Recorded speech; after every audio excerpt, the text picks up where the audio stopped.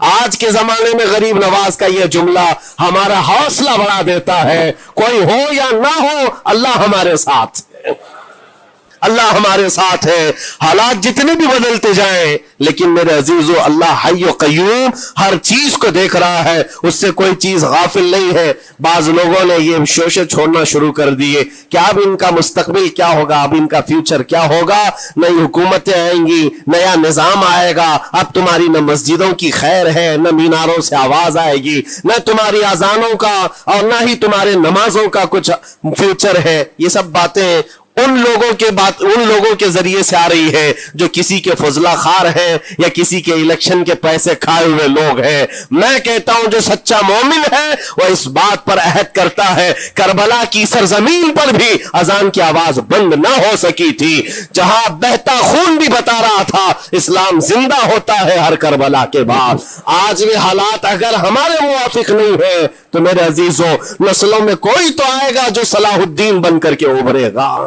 نسلوں میں کوئی تو آئے گا جو غریب نواز کا غلام بن کر معین الدین بن کر کے نکلے گا، اس لیے کہ حالات ہر وقت ایک طرح کے نہیں ہوتے۔ ہم نے تاریخ دیکھی ہے اور رب تعالیٰ کا قانون ہے، کبھی بادشاہوں کو فقیر بنا دیتا ہے اور کبھی فقیروں کو بادشاہ کا منصب عطا کر دیتا ہے۔ جب سرکار غریب نواز دلی کے سرزمین پر آپ بیٹھے ہوئے تھے اپنے صوفیہ کی جماعت کے ساتھ، ایک دسترخوان لگا ہوا تھا، دسترخوان لگا ہوا ہے، اولیاء اکرام کی جماعت ہے، ایک دوسرے سے بات چیت کر رہے ہیں۔ دلی میں اس وقت حالات عجیب تھے، ایک چھوٹا سا لڑکا جس کی عمر 13 یا 14 سال کی رہی ہوگی، وہ اپنے ہاتھ میں کھٹوری اور ایک تیر اور ترکش لے کر کے سامنے سے جا رہا تھا۔ اولیاء کی نظر اس پر پڑی، سرکار غریب نواز نے نظر اٹھا کر دیکھی، اور سامنے سے مجمع سے جانے والے بچے بہت سارے ہوتے ہیں، کوئی آیا گیا، لیکن غریب نواز نے نظر اٹھا کر دیکھا اور پھر صوفیہ کی جماعت سے کہا کہ دیکھنا یہ کل دلی کا بادشاہ بن کر کے نکلے گا، ہندوستان کی پوری سلطنت اس کے پاس ہوگی۔ تاریخ میں موجود ہے غریب نواز کی زبان سے نکلا ہوا یہ جملہ، وہ لڑکا کوئی اور نہیں تھا سلطان شمس الدین التمش، جو ہندوستان کا طاقتور بادشاہ بن کر کے نکلا تھا۔ ہاں، وہ جس کو چاہے نواز دے اور جس کو چاہے اٹھا دے۔ عزیزان گرامی وقار، ہمارے امتحان کی گھڑی چل رہی ہے، ہمارے حالات ابھی یعنی بیک کی طرف اگر جا رہے ہیں تو اس کا مطلب یہ نہیں ہے کہ ختم ہو گئے، ہم یہ دیکھتے رہیں گے اور رب تعالیٰ کی مدد کا انتظار بھی کریں گے۔ ہمارے ساتھ جو کچھ بھی ظلم ہو یا ناانصافی ہو، ہر ایک چیز کے لیے ہم اتنا ہی کہتے ہیں یہ وقت بھی گزر جائے گا، رات ہمیشہ نہیں ہوتی، صبح کا اجالا ضرور آئے گا، صبح کا اجالا آئے گا۔ عزیزان گرامی وقار، سرکار غریب نواز رضی اللہ تعالیٰ عنہ کا وہ جملہ یاد رکھو، ہم اللہ اور اس کے رسول کے بھروسے جیتے ہیں، اللہ اور اس کے رسول کے بھروسے جیتے ہیں۔ طاقتیں، قوتیں یا تخت و تاج ہمارے مخالف ہو جائے تو یہ نئی بات نہیں ہے، اسلام کے ساتھ یہ ہر بار ہوتا رہا ہے، اس سے پہلے بھی ہوا ہے، حالات ہمارے مخالف رہے۔ اولیاء کاملین کی جماعتیں دیکھیے، اہل بیت اطہار، رسول اللہ کی آل،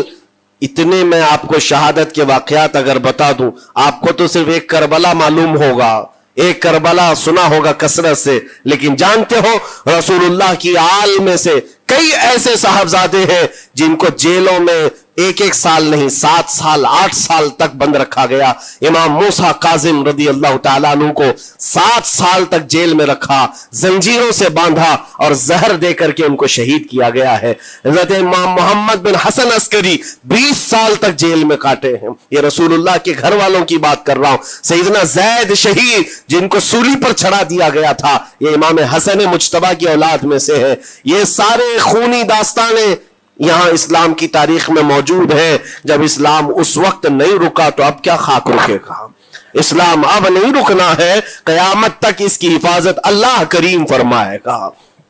اللہ کریم فرمائے گا۔ ہم جیسے آئیں گے اور چلے جائیں گے، لیکن اسلام کو پھلنا پھولنا ہے، یہ پھلتا پھولتا ہی رہے گا انشاءاللہ۔ آپ کی ذمہ داری اتنی ہے، آپ کی اتنی ذمہ داری ہے، حالات دیکھ کر کے بچوں کو یہ نہ کہنا کہ بیٹا آپ جیسے حالات چل رہے ہیں ویسے ہی چلتے رہو، نہیں، اپنے بیٹوں کو یہ ترغیب دینا کہ بیٹا آج ہم امتحان کی گھڑی میں ہیں، کل اگر اللہ نے حالات اچھے کر دیے تو یاد رکھنا جس جگہ بت کدے بنے ہماری مسجدوں کو توڑ کر انشاءاللہ وہاں سے اذان کی آواز پھر سے گونجے گی،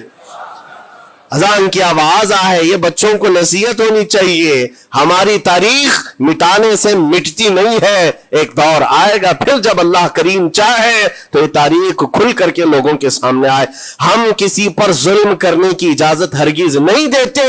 اور ساتھ ہی اسلام یہ بھی کہتا ہے ظلم ہو جائے تو سہنے کی اجازت بھی نہیں ہے، آپ کو حق بات بول کر جانا ہے، حق بات پہنچا کر کے جانا ہے۔ بولنے میں کیا ہے، ہماری زبان کاٹی جائے گی، ہماری گردن ماری جائے گی، لیکن حق بات کی حفاظت نسلوں تک منتقل کرنا اللہ کریم کی طرف سے ایک بہت بڑا انعام ہے، اس کا بہت بڑا انعام ہے، یہ تو ہم کر ہی سکتے ہیں، ہماری نسلوں کو یہ بات بتائیں گے انشاءاللہ العزیز۔ یہ غریب نواز کا ہندوستان کل بھی تھا، آج بھی اور ہمیشہ رہے گا انشاءاللہ۔ سرکار غریب نواز کا پھیلایا ہوا یہ چراغ کبھی پھونک کے پھونکوں سے بجھایا تو نہیں بجھایا جا سکتا۔ آپ دلی کی سرزمین سے جب اجمیر معلیٰ پہنچے تھے، یہ تقریباً 7 مہینے کا سفر تھا غالباً،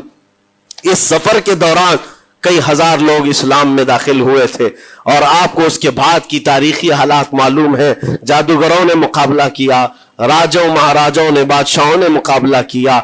اور فوج نے مقابلہ کیا، نہ جانے کتنے لوگ۔ ایک بار تو ایسا ہوا کہ انا ساگر کے اس پہاڑی پر آپ ذکر میں مشغول تھے، راجے نے کئی مرتبہ یہ سوچا کہ ان کو مار کر کے یا کسی طرح سے بھگائیں، لیکن جب نہیں ہوا تو راجہ سے کسی نے کہا یہ منتر والا کوئی فقیر ہے، اس کا توڑ منتر والے سے ہی ہوگا۔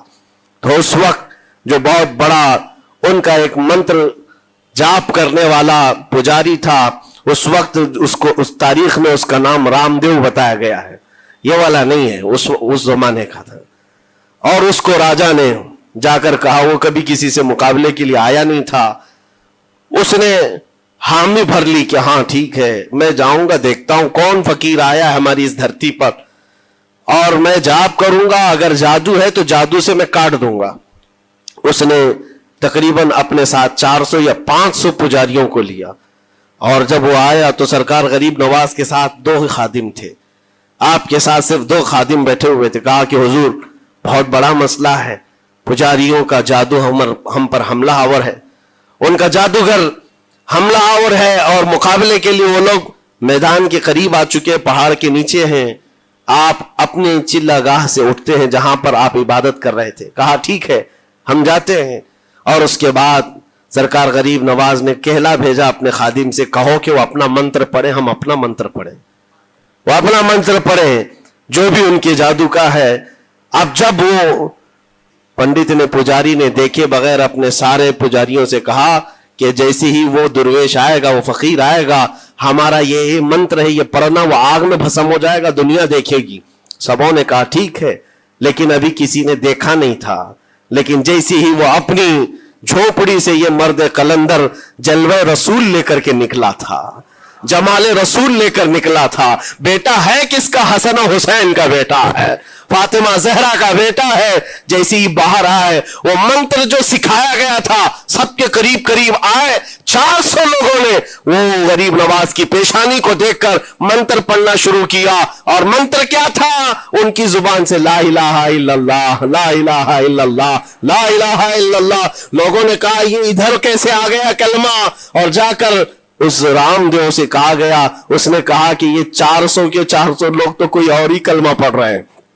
کوئی اور ہی کلمہ پڑھ رہے ہیں۔ وہ اتر کر کے آیا ہاتھی کے کجاوے سے نیچے، اور سرکار غریب نواز کو دیکھا تو اس نے کہا یہ جھوٹ نہیں کہہ رہے، میں بھی وہی پڑھتا ہوں جو یہ پڑھ رہے ہیں۔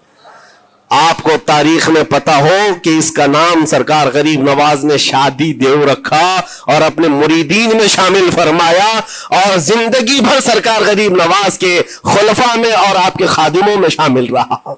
یہ تلوار سے اور چاقو بھالے نیزے سے نہیں کیا گیا تھا، वो नूरे मुस्तफा की जलवा गरी थी। जहां नजर उठाया वहां के दिलों की कालक को दूर करके उनके दिलों को भी रोशन फरमा दिया था। आज हम भी यही तमन्ना करते हैं, अजमेर इसीलिए जाते हैं कि एक नजर हम गरीबों पर पड़ जाए और दिल का कालक और दिल की कालक निकल जाए और फिर दिल चमकने लग जाए, क्योंकि अल्लाह के वलियों की नजर जहां पड़ती है वह जगह भी रोशन और ताबनाक हो जाया करती है। मौला करीम सरकार गरीब नवाज की निस्बत जिंदगी भर हमारे साथ कायम व दायम रखे और फिर अपनी नस्लों को भी अल्लाह ताला उनकी गुलामी में शामिल रखे। अजमेर हम जा ना सके लेकिन यहां से हम ये इल्तिजा करेंगे गरीब नवाज के दरबार में, ख्वाजा हिंद वो दरबार है आला तेरा, कभी महरूम नहीं मांगने वाला तेरा। तेरे दर की ये करामत देखी है बारहा, तेरे दर की बारहा ये करामत देखी है, गरीब आए और हो गए गरीब ना।